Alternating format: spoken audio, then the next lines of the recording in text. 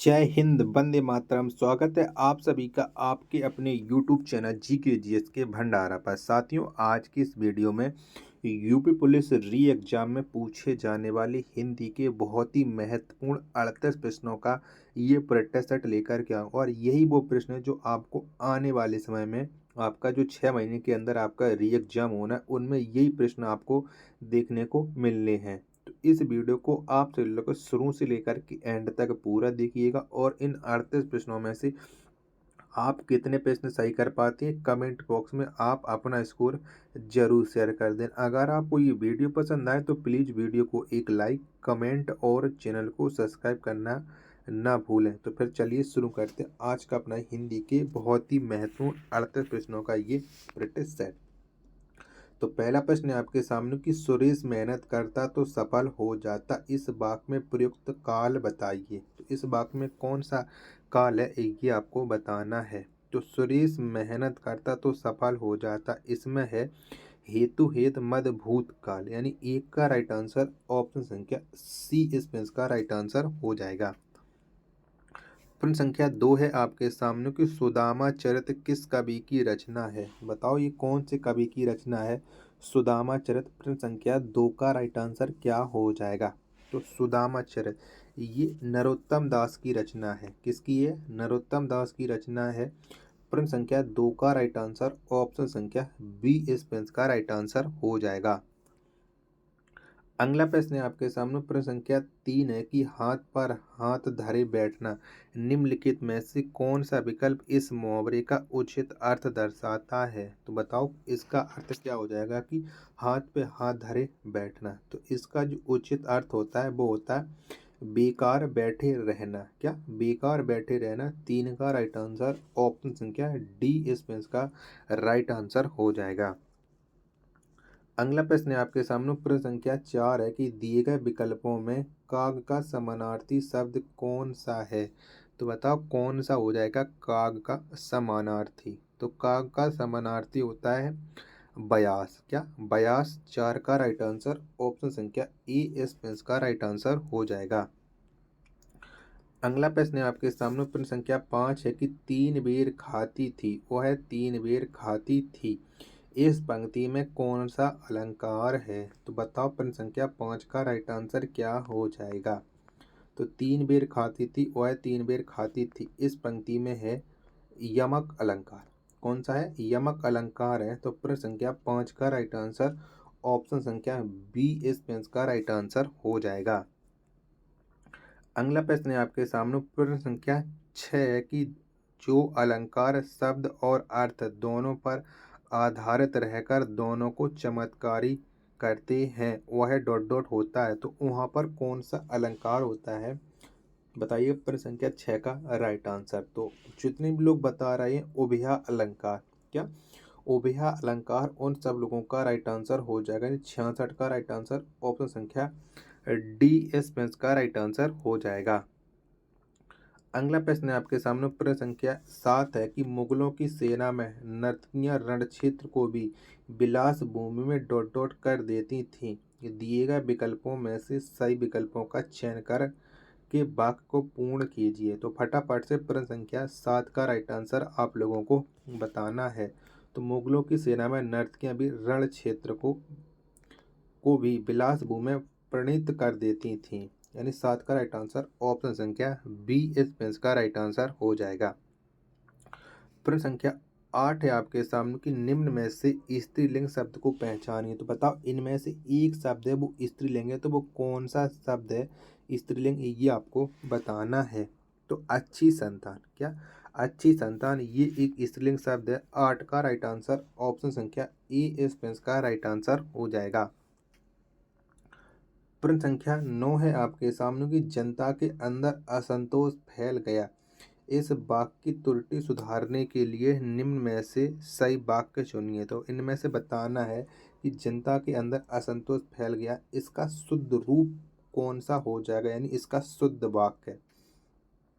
तो जनता में असंतोष फैल गया ये इसका शुद्ध हो जाएगा, यानी 9 का राइट आंसर ऑप्शन संख्या सी इस पेज का राइट आंसर हो जाएगा।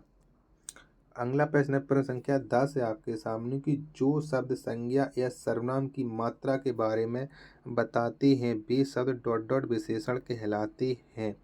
दिए गए विकल्पों में से सही विकल्प चुनकर रिक्त स्थान की पूर्ति करो। तो बताओ भी कौन से विशेषण कहलाते हैं, ये आपको बताना है। तो जो शब्द संज्ञा या सर्वनाम की मात्रा के बताते हैं वे शब्द हैं परिणामवाचक विशेषण। क्या परिणामवाचक विशेषण कहलाते हैं। 10 का राइट आंसर ऑप्शन संख्या डी इस प्रश्न का राइट आंसर हो जाएगा। अगला प्रश्न है आपके सामने प्रश्न संख्या है 11 के दिए गए विकल्पों में से तांडव का विलोम शब्द कौन सा है। तो बताओ कौन सा हो जाएगा तांडव का विलोम शब्द। तो आप जानते हैं कि तांडव इसका विलोम शब्द होता है लास। क्या लास से होता है। 11 का राइट आंसर ऑप्शन संख्या बी इस प्रश्न का राइट आंसर हो जाएगा। प्रश्न संख्या 12 है आपके सामने कि निम्न में से पानी का एक वचन बताएं। तो बताओ पानी का एक वचन कौन सा हो जाएगा। तो पानी का एक वचन और बहुवचन एक सा ही रहता है। तो 12 का राइट आंसर ऑप्शन संख्या ए इस प्रश्न का राइट आंसर हो जाएगा। अगला प्रश्न है आपके सामने प्रश्न संख्या 13 है कि माँ आया से बच्चे को दूध पिलाती है। इस वाक्य की अशुद्धि को दूर करने के लिए निम्न में से सही वाक्य पहचानिए। ये जो वाक्य लिखा है माँ आया से बच्चे को दूध पिलाती है ये एक अशुद्ध है, तो शुद्ध बताना है। तो चारों ऑप्शन है ये आपको मैं दिखा देता हूँ तो बताइएगा। तो इसका राइट आंसर क्या हो जाएगा प्रश्न संख्या 14 का। प्रश्न संख्या 13 है, 14 नहीं 13 है। 13 का राइट आंसर आपको बताना है। तो माँ आया से बच्चे को दूध पिलवाती है यानी 13 का राइट आंसर ऑप्शन संख्या सी इस प्रश्न का राइट आंसर हो जाएगा। नेक्स्ट प्रश्न है आपके सामने प्रश्न संख्या 14 है कि ओछे की प्रीति बालू की भीति इस मुहावरे का सही अर्थ निम्नलिखित में से कौन सा विकल्प दर्शाता है। तो बताओ प्रश्न संख्या 14 का राइट आंसर क्या हो जाएगा। तो ओछे की प्रीति बालू की भीति इस मुहावरे का सही अर्थ होता है कि बालू की दीवार की भांति ओछे लोगों का प्रेम अस्थायी होता है यानी 14 का राइट आंसर ऑप्शन संख्या सी इस प्रश्न का राइट आंसर हो जाएगा। अगला प्रश्न है आपके सामने प्रश्न संख्या 14 है कि निम्न में से सही जोड़ी चुनिए। तो बताओ इनमें से कौन सी जोड़ी है जो सही है। प्रश्न संख्या 14 का राइट आंसर क्या हो जाएगा। तो आधुनिक कवि महादेवी वर्मा को कहते हैं। प्रश्न संख्या 15 का जो राइट आंसर होगा वो ऑप्शन संख्या डी इस प्रश्न का राइट आंसर हो जाएगा। अगला प्रश्न है आपके सामने प्रश्न संख्या 16 है कि गांधी जी ने पुनः मनु से कहा कि डायरी लिखना डॉट डॉट कार्य नहीं है, यह इबादत करने जैसी डॉट डॉट है। दिए गए विकल्पों में से सही विकल्प का चयन करके वाक्य पूर्ण कीजिए। यानी आपको प्रश्न संख्या 16 में रिक्त स्थान को भरना है। चारों ऑप्शन आपको दिख रहे हैं तो आप जल्दी से भर के बताइएगा और कमेंट बॉक्स में इस प्रश्न का राइट आंसर क्या हो जाएगा। तो गांधी जी ने पुनः मनु से कहा डायरी लिखना आसान कार्य नहीं है, यह इबादत करने जैसी विधा है। यानी 16 का राइट आंसर ऑप्शन संख्या ई इस प्रश्न का राइट आंसर हो जाएगा। अगला प्रश्न है आपके सामने प्रश्न संख्या 17 है कि दिए गए विकल्पों में अनुदित शब्द का क्या दर्शाता है। तो बताओ ये अनुदित शब्द क्या दर्शाता है। तो अनुदित ये एक विशेषण है। 17 का राइट आंसर ऑप्शन संख्या सी इस प्रश्न का राइट आंसर हो जाएगा। अगला प्रश्न है प्रश्न संख्या 18 है कि मेरठ बिजनौर सहारनपुर दिल्ली रोहतक आदि क्षेत्रों में निम्नलिखित में से कौन सी बोली बोली जाती है। तो यहाँ पर कौन सी बोली जाती है। तो मेरठ बिजनौर सहारनपुर दिल्ली रोहतक आदि क्षेत्रों में से खड़ी बोली जाती है। यानी 18 का राइट आंसर ऑप्शन संख्या बी इस प्रश्न का राइट आंसर हो जाएगा। चलिए अगला प्रश्न है आपके सामने प्रश्न संख्या 19 है कि दिए गए विकल्पों में चंद्रहास शब्द का समानार्थी शब्द कौन सा है। तो बताओ कौन सा हो जाएगा चंद्रहास का समानार्थी। तो चंद्रहास इसका जो समानार्थी होगा वो हो जाएगा 80। क्या 80 हो जाएगा। 19 का राइट आंसर ऑप्शन संख्या बी इस प्रश्न का राइट आंसर हो जाएगा। प्रश्न संख्या 20 है आपके सामने कि ऊंट की चोरी निहुरे निहुरे निम्नलिखित में से कौन सा विकल्प इस मुहावरे के उचित अर्थ को दर्शाता है। तो फटाफट से बताओ इसका उचित अर्थ क्या हो जाएगा। प्रश्न संख्या 20 का तो प्रकट हो जाने वाले काम को छुप छुप कर करना, यानी 20 का राइट आंसर ऑप्शन संख्या सी इस का राइट आंसर हो जाएगा। चलिएगा अगला प्रश्न है, प्रश्न संख्या आपके सामने 21 है कि अशोक वाजपेयी को कहीं नहीं वहीं नामक काव्य के लिए कौन सा पुरस्कार प्राप्त हुआ। तो इन्हें कौन सा पुरस्कार मिला था अशोक वाजपेयी को। तो इन्हें मिला था साहित्य अकादमी पुरस्कार। कौन सा? साहित्य अकादमी पुरस्कार। यानी 21 का जो राइट आंसर होगा वो ऑप्शन संख्या ई इस का राइट आंसर हो जाएगा। चलिएगा अगला प्रश्न है आपके सामने, प्रश्न संख्या 22 है कि निम्न में से श्रोता का बहुवचन बताइए। तो बताओ कौन सा हो जाएगा श्रोता शब्द का बहुवचन। तो श्रोता का जो बहुवचन होता है वो होता है श्रोता जन। क्या होता है? श्रोता जन, यानी ऑप्शन संख्या डी इस का राइट आंसर हो जाएगा। चलिएगा अगला प्रश्न है आपके सामने, प्रश्न संख्या 23 है कि दिए गए विकल्पों में से पौर्षत्य शब्द का विपरीतार्थी शब्द कौन सा है। तो कौन सा हो जाएगा इसका विपरीतार्थी शब्द। तो इसका विपरीतार्थी शब्द होता है पाश्चात। क्या? पाश्चात। 23 का राइट आंसर ऑप्शन संख्या बी इस का राइट आंसर हो जाएगा। चलिएगा अगला प्रश्न है आपके सामने, प्रश्न संख्या 27 है कि देवनागरी लिपि को हिंदी भाषा की डॉट डॉट लिपि बनाने में बड़ी कठिनाइयों का सामना करना पड़ा। अंग्रेजों की भाषा नीति डॉट डॉट की ओर अधिक झुकी हुई थी, इसलिए हिंदी को भी डॉट डॉट लिपि में लिखने का षड्यंत्र किया गया। तो 27 का राइट आंसर आपको क्या बताना है? ऑप्शन आपके सामने दिख रहे हैं तो फटाफट से बताइएगा। तो देवनागरी लिपि को हिंदी भाषा की डॉट डॉट लिपि बनाने में, यानी यहाँ हिंदी भाषा की अधिकृत, क्या अधिकृत लिपि, यानी सी ऑप्शन वाला सही मिल रहा है। ठीक है, अधिकृत लिपि बनाने में बड़ी कठिनाइयों का सामना करना पड़ा। अंग्रेजों की भाषा नीति फारसी की ओर अधिक झुकी हुई थी, इसलिए हिंदी को फारसी लिपि लिखने का षड्यंत्र किया गया। 27 का राइट आंसर ऑप्शन संख्या सी एस का राइट आंसर हो जाएगा। अगला प्रश्न है आपके सामने, प्रश्न संख्या है 28 कि दिए गए विकल्पों में से धनुष का पर्यायवाची शब्द कौन सा है। तो कौन सा हो जाएगा धनुष का पर्यायवाची। तो कोदंड। क्या? कोदंड ये धनुष का पर्यायवाची है। 28 का राइट आंसर ऑप्शन संख्या ए इस का राइट आंसर हो जाएगा।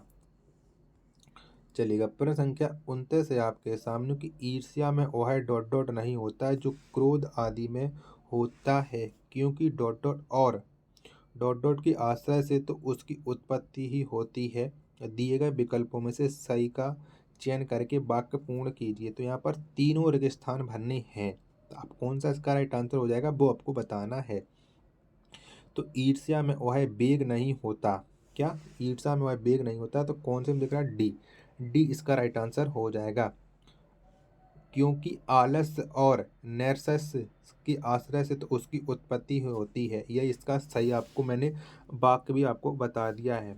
चलिएगा अगला प्रश्न है आपके सामने, प्रश्न संख्या 30 है कि निम्न वाक्य किस भाग में त्रुटि है पहचानिए। मैं रविवार के दिन तुम्हारे घर आऊँगा। तो बताओ कौन सा इसमें त्रुटि है। तो आपको रविवार के साथ दिन नहीं आना चाहिए था। क्या? रविवार के साथ दिन नहीं आना, यहाँ पर होना चाहिए था मैं रविवार को तुम्हारे घर आऊँगा, यानी कि दिन इसमें जो है वो त्रुटि है। 30 का राइट आंसर ऑप्शन संख्या बी एस का राइट आंसर हो जाएगा। प्रश्न संख्या 31 है आपके सामने कि निम्न में से शुद्ध वाक्य पहचानिए। तो बताओ इनमें से कौन सा वाक्य है जो शुद्ध है। प्रश्न संख्या 31 का राइट आंसर क्या हो जाएगा? बताओ फटाफट से राइट आंसर है। तो वह काव्य संग्रह जिसे मैंने लिखा है वह छप रहा है, यानी 31 का राइट आंसर ऑप्शन संख्या ए इस का राइट आंसर हो जाएगा।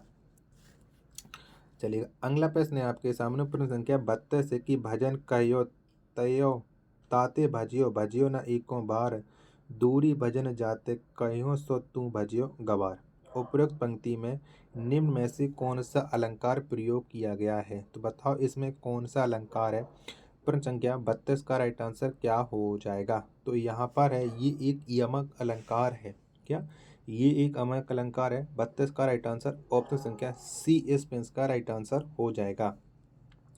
चलिएगा अगला प्रश्न है आपके सामने। प्रश्न संख्या 33 है कि अलंकार संप्रदाय का प्रवर्तक किसे माना जाता है?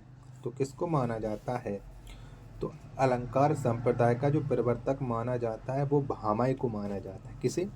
भामाई को। 33 का राइट आंसर हो जाएगा ऑप्शन संख्या बी इस पेंस का राइट आंसर हो जाएगा। चलिए अगला प्रश्न है प्रश्न संख्या 34 है कि दिए गए विकल्पों में से आंचलिक का विशेष कौन सा है? तो कौन सा है आंचलिक का विशेष? तो आंचलिक का विशेष होता है अंचल। क्या? अंचल होता है। 34 का राइट आंसर ऑप्शन संख्या सी इस पेंस का राइट आंसर हो जाएगा। चलिएगा अगला प्रश्न है प्रश्न संख्या 35 है आपके सामने कि अंबर पनघट में डिबो रही तारा घट ऊषा नागरी उपरोक्त पंक्तियों में कौन सा अलंकार है? तो बताओ इसमें कौन सा अलंकार है? तो अंबर पनघट में डिबो रही तारा घट ऊषा नागरी, इसमें है रूपक अलंकार। क्या?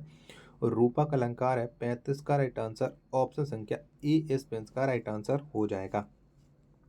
चलिए अगला प्रश्न है आपके सामने। प्रश्न संख्या 36 है कि समय सरगम उपन्यास के लिए कृष्णा सोबती को कौन सा पुरस्कार दिया गया? तो कौन सा पुरस्कार मिला था? तो समय सरगम उपन्यास के लिए कृष्णा सोबती को व्यास पुरस्कार मिला था। क्या? व्यास पुरस्कार। 36 का राइट आंसर ऑप्शन संख्या सी इस पेंस का राइट आंसर हो जाएगा। अगला प्रश्न है आपके सामने। प्रश्न संख्या है 37 कि कठिन पृष्ठपद देखकर रेखा के होश उड़ गए उपयुक्त वाक्य में होश शब्द कौन सा वचन है? तो बताओ होश शब्द में कौन सा वचन है? प्रश्न संख्या 37 का राइट आंसर क्या हो जाएगा? तो जो होश शब्द है ये इसमें है सदैव बहुवचन शब्द है होश। क्या? सदैव बहुवचन शब्द है होश। तो 37 का राइट आंसर ऑप्शन संख्या डी इस पेंस का राइट आंसर हो जाएगा। चलिएगा अगला प्रश्न है आपके सामने। प्रश्न संख्या 38 है कि आज के युग में भी हरिश्चंद्रों की कमी नहीं है। इस वाक्य में संज्ञा किस रूप में परिवर्तित हो रही है? तो फटाफट से बताओ प्रश्न संख्या 38 का राइट आंसर क्या हो जाएगा? तो इसमें जो संज्ञा है वो व्यक्तिवाचक से जातिवाचक के रूप में परिवर्तित हो रही है। 38 का राइट आंसर ऑप्शन संख्या सी इस पेंस का राइट आंसर हो जाएगा। अगला प्रश्न है प्रश्न संख्या 39 है कि निम्न में से स्त्रीलिंग शब्द को पहचानिए। बताओ इनमें से कौन सा शब्द है जो स्त्रीलिंग है? 39 का राइट आंसर क्या हो जाएगा? तो सभा। क्या? सभा जो शब्द है ये एक स्त्रीलिंग है। 39 का राइट आंसर ऑप्शन संख्या डी इस पेंस का राइट आंसर हो जाएगा। प्रश्न संख्या 40 और लास्ट प्रश्न है आज के इस प्रैक्टिस सेट का कि मुँह से फूल झड़ना इस मुहावरे का निम्नलिखित विकल्पों में से सही अर्थ चुनिए। तो बताओ इसका सही अर्थ क्या हो जाएगा? 40 का राइट आंसर। तो मुँह से फूल झड़ना इसका राइट आंसर होता है घूस देना। क्या? घूस देना। 40 का ऑप्शन होगा डी इस पेंस का राइट आंसर हो जाएगा। तो साथियों अगर आपको ये प्रैक्टिस सेट पसंद आया हो तो वीडियो को आप एक बार लाइक कमेंट और चैनल को सब्सक्राइब करना न भूलें। मिलते हैं अपन नेक्स्ट वीडियो में, तब तक के लिए धन्यवाद। जय हिंद।